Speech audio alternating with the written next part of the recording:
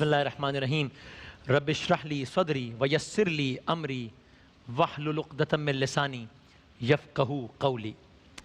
کل آپ کی خدمت میں عرض کیا، ہم نے سنا نمرود نے ابراہیم علیہ السلام کو آگ میں ڈالا، لیکن آگ ابراہیم علیہ السلام کے لیے گلزار بن گئی، گلشن بن گئی، ٹھنڈی ہو گئی آگ۔ سارا واقعہ آپ نے کل سنا۔ اب یہاں سے آگے پھر کیا ہوا؟ رعزہ بنت نمرود، بیٹی ان کی، نمرود کی بیٹی رعزہ بنت نمرود، اس نے ایک بلند چبوترے سے دیکھا، ایک ہائٹ سے دیکھا کہ آگ کے شعلے تو بلند ہیں، لیکن جیسا پلان کیا گیا تھا، جس طرح معاملہ ہونا تھا ویسا تو نہیں ہو رہا۔ اس نے دیکھا آگ کے شعلے بلند ہیں، لیکن ابراہیم علیہ السلام اسے باغ و بہار سمجھ کر لطف اندوز ہو رہے ہیں۔ دیکھتی ہے نمرود کی بیٹی کہ آگ پر، وہ آگ کے جس کو پوری قوم نے مل کر 10 روز کی شبانہ روز محنت کے بعد بنایا تھا، جس میں کیا کچھ نہیں ڈالا تھا، بادشاہ وقت کی بیٹی یہ نظارہ دیکھ رہی ہے کہ آگ پر ابراہیم علیہ السلام مصلی عبادت بچھا کر انگاروں کو تسبیح کے دانے قرار دے رہے ہیں۔ اللہ اکبر۔ ابراہیم علیہ السلام ذکر پروردگار میں مصروف ہیں۔ نمرود کی بیٹی نے آواز لگائی، اے آگ کے مصلی پر بیٹھ کر اپنے خدا کا ذکر کرنے والے، کیا یہ آگ نہیں ہے؟ اور اگر آگ ہے تو آپ کو جلاتی کیوں نہیں ہے؟ ابراہیم علیہ السلام کا جواب سنیے، کہا ہاں یہ آگ ہے، مگر اس آگ پر کسی بادشاہ کا اختیار نہیں ہے، میرے رب کا اختیار ہے۔ کسی بادشاہ کا ہے، میرے رب کا اختیار۔ یا ہم اپنے جملوں میں اگر میں یوں کہہ دوں کہ ابراہیم علیہ السلام کے جملوں کا خلاصہ کہا، عجب نہیں کہو بھائی، نمرود فقط آگ کو جلا سکتا ہے، آگ کو جلا سکتا ہے، آگ میں جلا نہیں سکتا۔ میرا رب وہ ہے جو چاہے تو آگ میں جلا دے، چاہے تو آگ میں جلا دے، زندگی دے دے۔ سبحان اللہ، سبحان، چاہے تو آگ میں جلا دے، چاہے تو آگ میں جلا دے، بخش دے۔ روایات میں ملا، یہ منظر دیکھ کر نمرود کی بیٹی رعزہ ایمان لے آئی۔ اللہ اکبر۔ چلے تھے ابراہیم علیہ السلام کو انجام تک پہنچانے میں، اور معاملہ یہ ہو گیا، آگ ٹھنڈی ہو کر گلزار بن گئی۔ ابراہیم علیہ السلام کی زندگی کا یہ ایک اہم واقعہ، لیکن اللہ کے نبی نے زندگی کے بہت سارے امتحانات میں سرخرو ہوئے۔ اللہ کے برگزیدہ پیغمبر تھے ابراہیم علیہ السلام، اور تبلیغ دین کے ساتھ ساتھ، جس طرح آپ نے دیکھا تبلیغ دین کی لوگ نہیں مانے، جس کی وجہ سے پھر مخالفت ہوئی اور معاملہ یہاں تک پہنچا۔ تبلیغ دین تو کر رہے تھے ابراہیم علیہ السلام، ساتھ ساتھ ایک صالح، ایک نیک فرزند کے عطا ہونے کے انتظار میں بھی زندگی گزار رہے تھے۔ ایک خواہش تھی، عرض کیے پروردگار مجھے ایک فرزند صالح عطا فرما۔ اور قصہ مختصر یہ کہ آخرکار رب جلیل نے اپنے خلیل کی دعا قبول کی۔ رب جلیل سے دعا کی گئی، خلیل کی دعا قبول کی گئی، اسماعیل عطا ہوئے۔ حضرت اسماعیل علیہ السلام کی شکل میں ایک صالح بیٹا عطا۔ مورخین لکھتے ہیں اس وقت جب یہ ولادت ہوئی، ابراہیم علیہ السلام کی عمر 80 سال سے زیادہ تھی، 80 سال۔ اور اسماعیل علیہ السلام حضرت ہاجرہ کے بطن سے تھے، آپ سب جانتے ہیں، صرف بچوں کی یاد دہانی کے لیے۔ یہاں تک کہ یہ وقت آیا، اسماعیل علیہ السلام اس دنیا میں اب جس فرزند کو اس طرح مانگا تھا، اور جو فرزند اتنی دعاؤں کے بعد عطا ہوا تھا، پروردگار نے اپنے خلیل کو حکم دیا، وہی خلیل جو کل ابھی آگ کے امتحان سے سرخرو ہو کر نکلے ہیں، اب ایک اور امتحان ہے۔ خلیل کو حکم دیا حضرت ہاجرہ اور اپنے فرزند اسماعیل علیہ السلام کو یہاں سے لے جائیں، اور کیا کریں؟ یہاں سے لے جائیں، کہاں لے جائیں؟ مکے کی سنگلاخ اور جلتی ہوئی پہاڑوں کی سرزمین میں چھوڑ آئیں۔ مکہ، عرب، صحرا، زندگی نہیں، پانی نہیں، گرمی، نومولود بیوی، اکیلے۔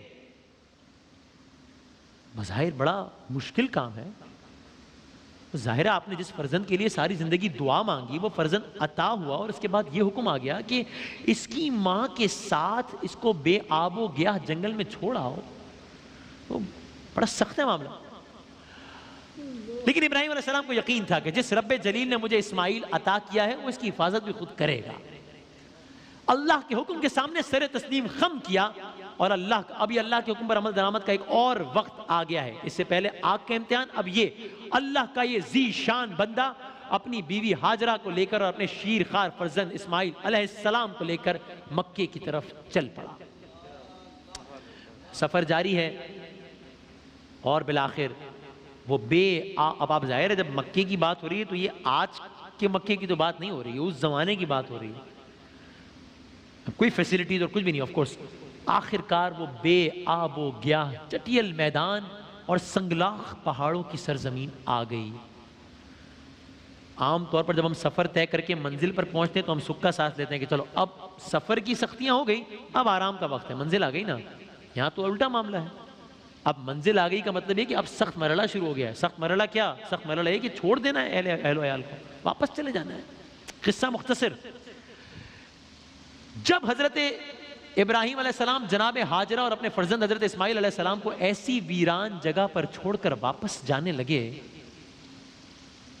تو جناب ہاجرہ پریشان تھی، آپ دیدہ ہوئی، مغموم ہوئی، غمزدہ ہوئی، ظاہر ہے یہ فطرت کے عین مطابق تھا۔ کہنے لگی اے اللہ کے نبی، ہمیں اس میدان میں، اس خوفناک جنگل میں، اس بے آب و گیا وادی میں کس کے سہارے چھوڑ کے جا رہے ہیں؟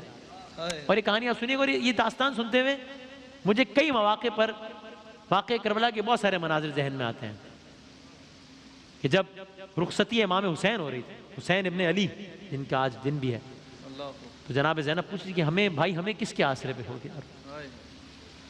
تو اب پر آگے بہت سارے مقامات آپ کو یاد آئے گا واقعہ کربلا۔ بہرحال ابراہیم علیہ السلام کی آنکھوں سے آنسو جاری ہیں، اور اس سے قبل کہ ابراہیم علیہ السلام کو جواب دیتے حضرت ہاجرہ نے ایک اور سوال کیا، کہا اے اللہ کے نبی، یہ جو سب کچھ آپ ہمارے ساتھ اس وقت فرما رہے ہیں یہ اپنی طرف سے کر رہے ہیں یا اللہ کے حکم سے کر رہے ہیں؟ ابراہیم علیہ السلام نے فرمایا میں اپنی طرف سے کچھ بھی نہیں کر رہا، جو بھی کر رہا ہوں اللہ کے حکم پر کر رہا ہوں۔ قربان جائیے اس عظیم خاتون کی استقامت پر، کہنے لگی بس اب مجھے کوئی فکر نہیں ہے، جب آپ خدا کے حکم کی تعمیل کر رہے ہیں تو ہماری حفاظت بھی وہی فرمائے۔ اللہ اکبر۔ پھر واقعہ کربلا مجھے یاد آتا ہے، شب عاشور ہے اور حضرت قاسم امام حسین سے پوچھ رہے ہیں کہ کیا کل شہداء میں میرا نام بھی ہے نا؟ اللہ اکبر۔ اب جناب اسماعیل کا تذکرہ آئے گا آگے۔ اب سنیے امام حسین نے جواب دیا کہ بیٹا کل شہداء میں تو تمہارا کیا 6 مہینے کے علی اصغر کا بھی نام ہے۔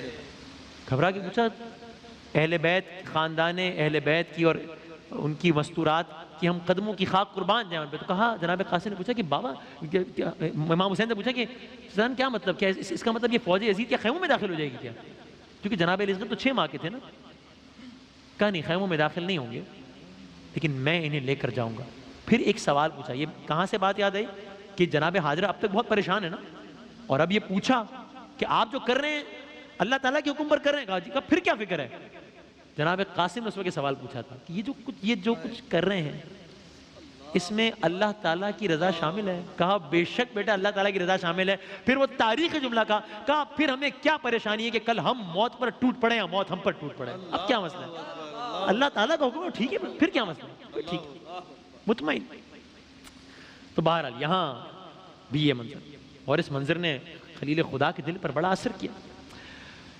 جناب خلیل اللہ نے بارگاہ الہی میں دعا کے لیے ہاتھ اٹھائے، عرض کی بار الہ، اے اللہ تیرے حکم پر اپنی بیوی اور اپنے بچے کو اس جلا دینے والے بے آب و گیا بیابان میں تنہا چھوڑ کر جا رہا ہوں، تیرے حکم پر۔ جب پھر مماثلت جناب علی اصغر شہید ہوئے، آسمان کی طرف رخ کر کے کہا تھا کہ گواہ رہنا یہ قربانی بھی دے دی حسین نے۔ اللہ فرمایا بار الہ تیرے حکم پر اپنی بیوی اور بچے کو اس جلا دینے والے بے آب و گیا بیابان میں تنہا چھوڑ کر جا رہا ہوں، کیوں؟ تاکہ تیرا نام بلند ہو، تاکہ تیرا گھر آباد ہو۔ اب تو ہی اس ویران جگہ کو آباد کر دینا، تو ہی اسے ایک بابرکت شہر بنا دینا، تو ہی اس شہر کی حفاظت فرمانا، بے شک تو بہترین نگہبان کرنے والا ہے، بہترین نگہبانی کرنے والا ہے۔ اللہ کے نبی نے یہ دعا مانگ کر حضرت ہاجرہ اور اپنے فرزند جناب اسماعیل کو خدا کے سپرد کیا اور چلے گئے۔ کیا کہنے، کیا استقامت۔ اب بیابان ہے، میدان ہے، گرمی ہے، ایک شیرخوار ہے اور ان کی والدہ ہیں۔ حضرت ہاجرہ نے ساتھ ہی ایک سوکھے کیا کیا، ایک ساتھ ہی ایک سوکھے درخت پر ایک چادر ڈال دی تاکہ گرمی کی شدت سے کچھ سایہ تو میسر آ جائے نا شیرخوار کو۔ شیرخوار بچے کو گود میں اٹھایا اور اسی سایہ دار درخت کے نیچے بیٹھ گئیں. تھوڑا بہت ہی کھانے پینے کا سامان تھا, جتنا کھانا یا پانی پینا تھا پی لیا. کچھ ہی عرصے بعد اب کھانا بھی ختم ہو گیا, پانی بھی ختم ہو گیا. اب ظاہر ہے کہ جب پانی ہی نہیں ہے تو ماں کا دودھ خشک ہونا بھی ایک حقیقت ہے. ایک ایک لمحہ گزرتا گیا اور حالات پریشان کن رخ اختیار کرتے چلے گئے. اللہ اکبر.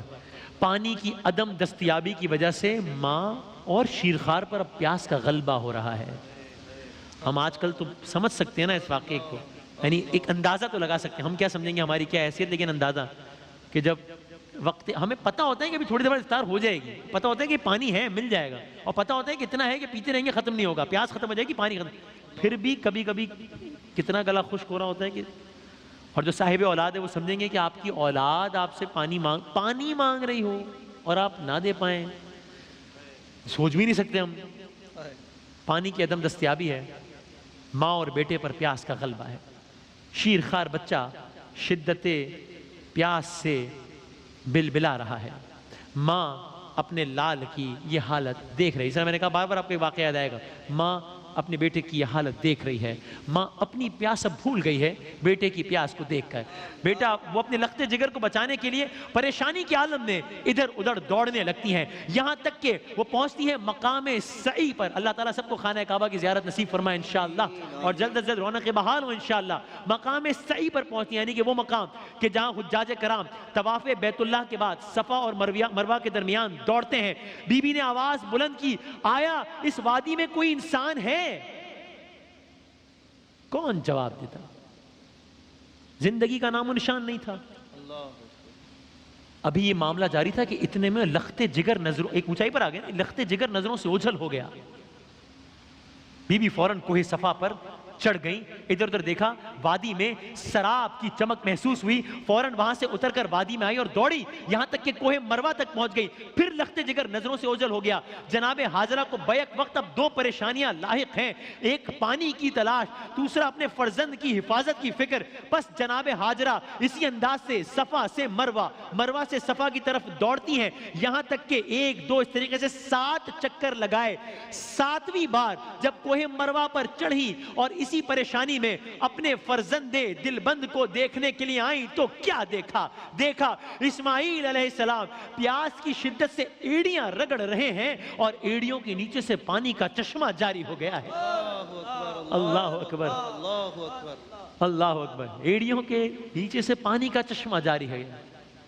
اب جب یہ دیکھا, اس ماں کی ہم عظمت کے قربان جائیں, یہ منظر ماں نے دیکھا ہے.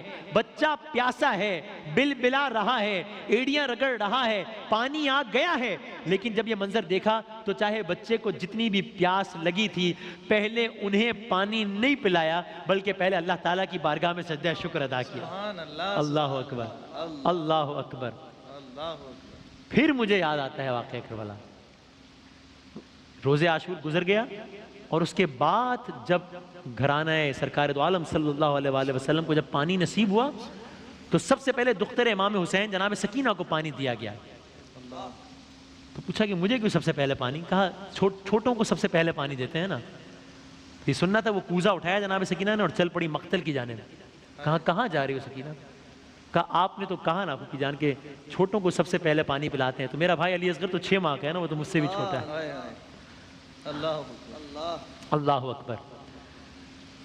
بی بی نے سجدے سے سر اٹھایا, بہت خوش ہوئیں, بچے کو پانی پلایا, خود بھی سیراب ہوئیں. کچھ ہی دیر میں اپنے مقام سے اٹھ کر چشمے کے قریب آئیں, اپنا مشکیزہ بھرنا چاہا. ابھی مشکیزہ بھرنا چاہتی ہیں, ندائے قدرت آئی, اے حاجرہ پانی بھرنے کی ضرورت نہیں ہے, یہ پانی ہم نے آپ کے فرزند کی یاد میں اب جاری کر دیا ہے.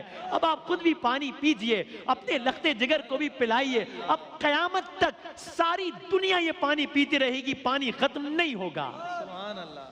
پانی ہے کہ اب رکنے کا نام نہیں لے رہا. ابھی تک تھوڑی دیر پہلے تک زندگی کے آثار نہیں تھے, اب پانی جاری ہوا ہے, پانی ہے کہ رکنے کا نام نہیں لے رہا. پھر میں بچوں کے لیے عرض کروں, باقی آپ سب تو جانتے ہیں, جناب یہ وہ موقع تھا کہ جناب حاجرہ نے پانی کے گرد مٹی اور کنکریوں کا حصار بنا دیا اور زبان سے بولی زم زم, یعنی کہ رک رک.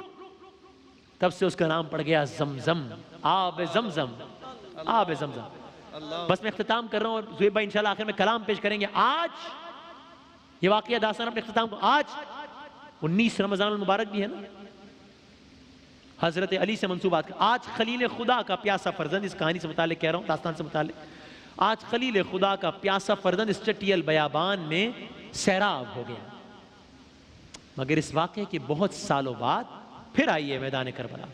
10 محرم الحرام 61 ہجری، کربلا کا چٹیل میدان. حبیب خدا کا نواسا، علی یہ مرتضیٰ کا فرزند اپنے بچوں سمیت پیاسا شہید ہو گیا. لیکن آج وہ بیابان بھی آباد ہے جس کا بھی تذکرہ کیا، اور آج وہ بیابان بھی آباد ہے.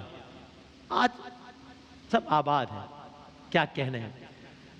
تو بس، لیکن جس انداز سے گلشن جناب فاطمۃ الزہرا خاتون جنت کے گلاب ریت پر بکھرے. بس میں اس شعر سے اختتام کروں گا اور پھر زہیب بھائی کلام پیش کریں گے. مشہور و معروف شعر، لیکن اس داستان کی سننے کے بعد اور لطف آئے گا اس شعر کے سننے کا.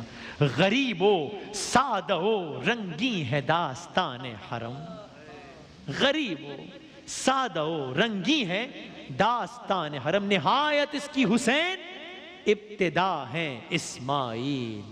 آیا نہ ہوگا اس طرح اللہم حسن و شباب ریت پر. آیا نہ ہوگا اس طرح حسن و شباب ریت پر. گلشن فاطمہ کے تھے سارے گلاب ریت پر. گلشن فاطمہ کے تھے سارے گلاب ریت پر. جانے بطول کے سوا کوئی نہیں کھلا سکا. جانے بطول کے سوا کوئی نہیں کھلا سکا.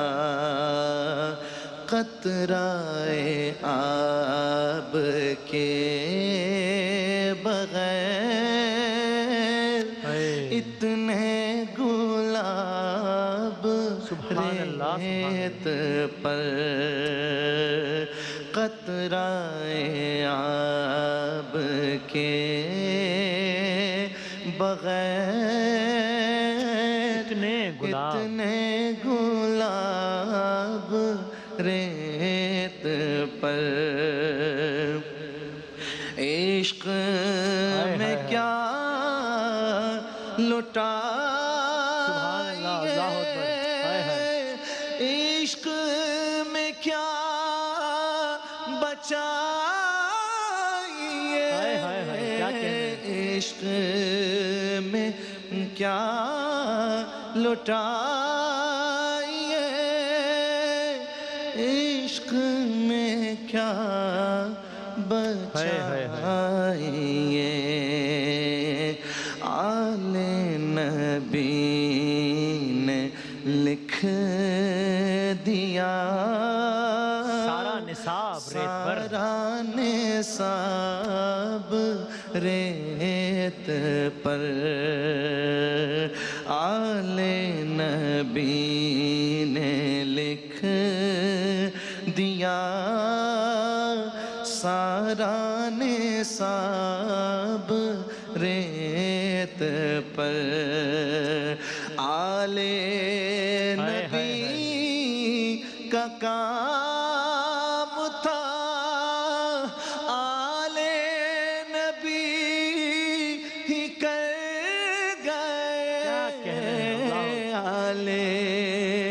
نبی کا کام تھا، آل نبی ہی کر گئے، کوئی نہ لکھ سکا